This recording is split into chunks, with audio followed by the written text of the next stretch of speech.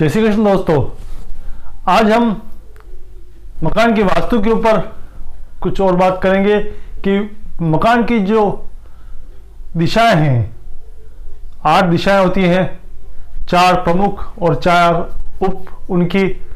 तो उन दिशाओं के स्वामी कौन हैं, उन दिशाओं के देवता कौन हैं, और घर में अगर उस दिशा से संबंधित कोई वास्तु दोष आ रहा है तो उसके स्वामी के मंत्रों के जाप करने से या उसके प्रयत्न करने पर उस दिशा के दोष दूर किए जा सकते हैं। तो इस पर हम आज चर्चा करते हैं। तो दोस्तों, सर्वप्रथम मैं बात करता हूं पूर्व दिशा की ओर। पूर्व दिशा सबसे प्रमुख मानी गई है। इस दिशा के स्वामी सूर्यदेव हैं और इसके जो देवता हैं वो इंद्रदेव हैं। तो अगर सूर्य आपकी कुंडली में कहीं कमजोर है तो पूर्व दिशा से संबंधित वास्तु दोष आपकी कुंडली में या आपके मकान में आता है तो सूर्य के मंत्रों का जाप, सूर्य की उपासना ये करने से पूर्व दिशा से संबंधित अगर कोई दोष मकान में है, वास्तु दोष है, तो उसका उपाय किया जा सकता है। अब हम बात करते हैं ईशान कोण की ओर। ईशान कोण उत्तर पूर्व की जो दिशा है, कोना है, उसको ईशान कोण कहते हैं। ईशान कोण का स्वामी जो है वो बृहस्पति देव हैं और भगवान शिव इसके देवता हैं।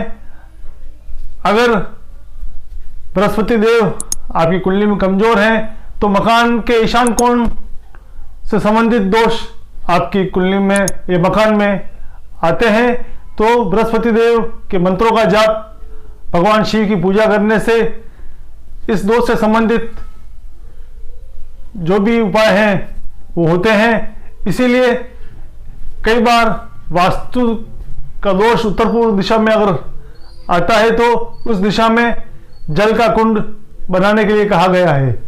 फिर हम आगे बढ़े। अगली जो दिशा है वो उत्तर दिशा। उत्तर दिशा के स्वामी बुधदेव हैं और इनके जो देवता हैं वो कुबेर देव हैं। यक्षराज कुबेर इसके देवता माने गए हैं, शुभ दिशा मानी गई है। और बुध भगवान बुद्ध के मंत्रों का जाप करने से या कुबेर की साधना करने से, कुबेर यंत्र स्थापित करने से उत्तर दिशा से संबंधित दोष दूर किए जा सकते हैं। अब हम बात करें वायु कोण की ओर। तो उत्तर पश्चिम की जो दिशा है वो वायु कोण कहलाती है। वायु कोण का जो देवता है वो चंद्रदेव हैं और इस दिशा के जो स्वामी हैं वो वायुदेव हैं। तो अगर वायु से संबंधित, इस कोण से संबंधित अगर कोई वास्तु दोष मकान में अगर आता है तो चंद्रदेव की पूजा करने से इस दोष के निवारण होते हैं। वायु देव का यंत्र, वायु यंत्र भी आप स्थापित कर सकते हैं। चंद्र के जो मंत्र है, ओम सोमाय नमः, ओम चंद्र से नमः, इन मंत्रों का जाप करने से भी इस कोण से संबंधित जो भी दोष हैं, वास्तु दोष हैं, उसका निवारण किया जा सकता है। अब हम बात करें पश्चिम दिशा की ओर। तो पश्चिम दिशा के स्वामी जो हैं वो शनिदेव माने गए हैं। शनिदेव इस दिशा के स्वामी हैं और वरुण देव यहाँ के देवता हैं। इस दिशा में रसोई नहीं रखनी चाहिए, यहाँ पर शनि का दोष लगता है, हमें विशेष रूप से इस चीज का ध्यान रखना होगा। फिर हम बात करें नैऋत्य कोण की ओर। दक्षिण पश्चिम की जो दिशा है वो नैऋत्य कोण कहलाती है। राहुदेव इस दिशा के स्वामी हैं और देवताओं के जो राजा हैं नैऋत्य, वो यहाँ के देवता माने गए हैं। देवताओं से संबंधित ये दिशा है। यहाँ पर शौचालय इस ओर रखा जाता है।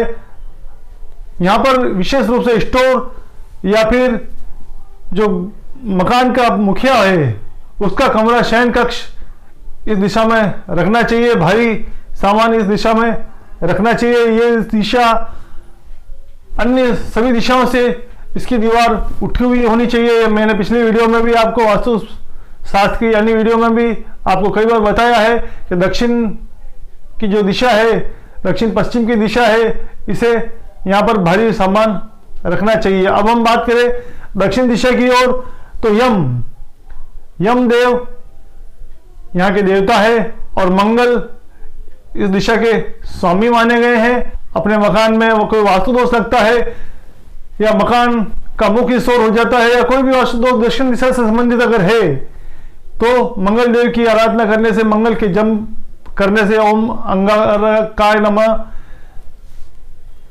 मंगल के जो अन्य जप है, वो बीज मंत्र है, इनका जप करने से इस दिशा में मंगल यंत्र स्थापित करने से मंगल से संबंधित दोष दूर होते हैं।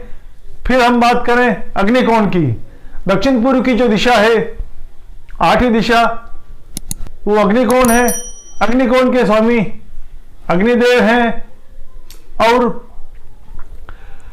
शुक्रदेव स्वामी हैं और अग्निदेव इसके देवता हैं।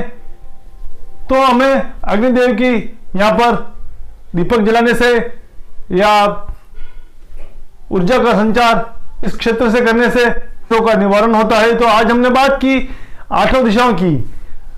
फिर मैं आपको बता दूं एक बार 8 दिशाओं के बारे में। पूर्व दिशा, फिर ईशान कोण, उत्तर, फिर हम बात करें उत्तर दिशा के बाद वायु कोण के बाद पश्चिम दिशा, पश्चिम दिशा के बाद में दक्षिण पश्चिम की जो नैऋत्य कोण है जिसके देवता नैऋत्य देवता है, इसके बाद दक्षिण दिशा और अग्निकोण, फिर वापिस पूर्व दिशा आ जाती है। तो ये 8 दिशाएं हमारे मकान की वास्तु दिशाएं मानी गई हैं। आज हमने इनके देवता और स्वामी के बारे में चर्चा की। तो दोस्तों, आप हमारे साथ इसी तरह बने रहे, एक नए विषय, एक रोचक जानकारी के साथ, नई रोचक जानकारी के साथ हम आपके साथ पुनः प्रस्तुत होंगे। जय श्री कृष्ण।